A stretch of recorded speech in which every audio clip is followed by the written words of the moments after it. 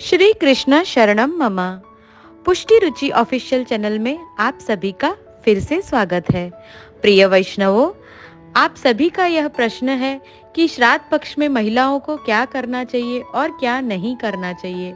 तो प्रिय सखियों, आप सभी को कहीं ना कहीं दिनचर्या में कोई ना कोई प्रकार की बीमारियां या फिर किसी को संतान प्राप्ति में परेशानी, किसी को आर्थिक परेशानी, तो किसी को मानसिक परेशानी, तो किसी को घर में कलह। तो इन सब में मुख्य दो कारण हैं। एक तो वास्तु दोष भी हो सकता है और साथ साथ में हम ये जो हमारे पितृ अगर अतृप्त रह जाते हैं तब भी हमारी सुख शांति और समृद्धि में रुकावट आती है और कई सारे हेल्थ इश्यूज, बीमारियां भी हमें सहन करनी पड़ती है। तो आज मैं आपको इन श्राद्ध पक्ष में विशेष सर्व पितृ अमावस है, उस दिन सिर्फ मामूली सी 5 वस्तुओं का दान करने से पूरे साल भर में हम अपने आप को जो भी बीमारी है, कोई रुकावट काम में आ रही, घर में जब कलह है, सुख शांति और समृद्धि में जो भी रुकावट आ रही है, उससे हम अपना बचाव कर सकते हैं।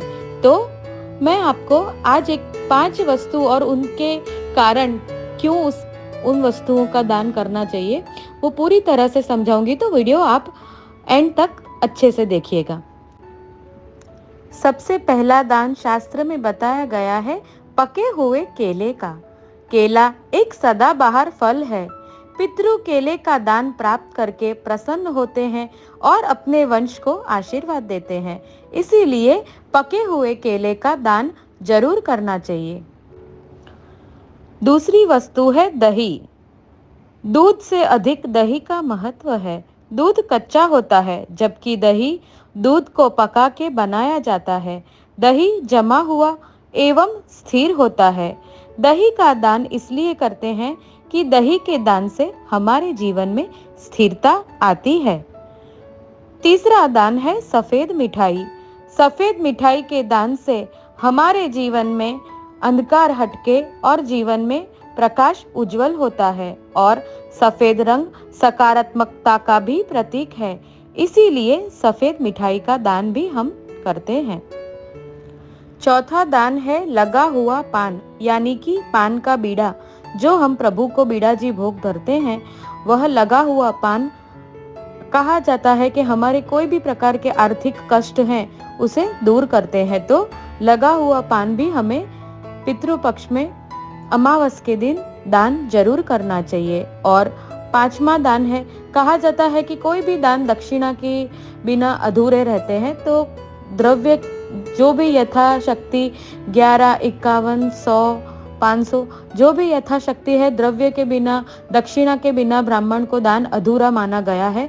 तो 5वां दान है कि यथा इच्छा हम द्रव्य का दान कर सकते हैं। तो इसी प्रकार सबसे पहला दान है केले का, दूसरा दान है दही, तीसरा दान है मिठाई, सफेद मिठाई, चौथा दान है लगा हुआ पान का बीड़ा और 5वां यथाशक्ति द्रव्य। और ये सभी आप सभी का ये प्रश्न होगा कि ये प्रसादी दान करें या अन्न प्रसादी। तो ये सभी वस्तु प्रभु को सन्मुख करके, भोग धर के, प्रसादी करके भी हम दान कर सकते हैं।